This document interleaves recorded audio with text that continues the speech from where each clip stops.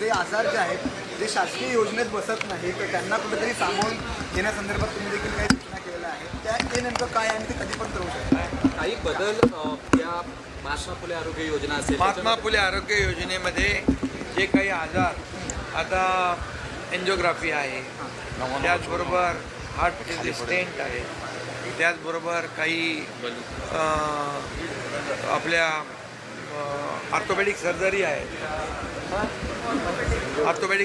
आहे, तर त्याच्यामध्ये बसत नाही आहे.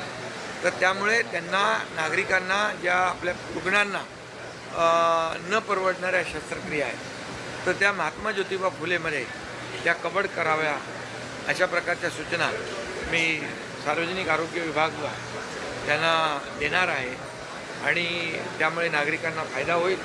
त्याचबरोबर मी एकदा केम हॉस्पिटलमध्ये सरप्राईज व्हिजिट केली होती. त्यावेळेस काही लोकांनी औषधं आम्हाला विकत आणावी लागतात अशा प्रकारच्या तक्रारी आणि विनंती केली होती. तर झिरो प्रिस्क्रिप्शन हे निर्देश मी दिले होते. आयुक्तांनी आज महापालिका आयुक्तांनी मला सांगितलं 80-85% हॉस्पिटलमध्ये झिरो प्रिस्क्रिप्शन आहे, औषधाला पैसे द्यावे लागत नाहीत. अजून एक 15-20% हॉस्पिटलमध्ये ती यंत्रणा कार्यान्वित होईल आणि 100% औषधं रुग्णांना त्यामध्ये मोफत मिळतील. आपल्या दवाखान्यामध्ये देखील औषधं मोफत मिळाली पाहिजेत या संदर्भात देखील मागणी झाली, ती देखील पूर्ण या ठिकाणी राजकीय प्रश्न आहे. त्यांनी मेनोपॉल आपल्या दवाखान्यामध्ये मेनोपॉल क्लिनिक सुरू करावी अशा प्रकारची सूचना झाली.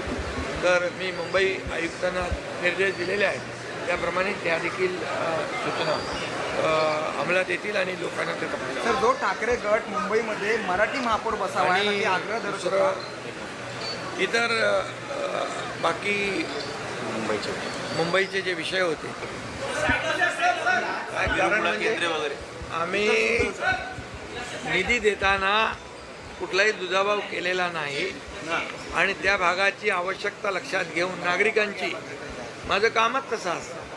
निर्णय घेतला की त्याचं अंमलबजावणी तात्काळ, no reason on the spot decision, त्याच्या हातात GR देऊन टाकला. त्यामुळे मी मुख्यमंत्री असताना देखील हे केलेलं आहे. आता देखील मी उपमुख्यमंत्री म्हणून काम करतो आहे.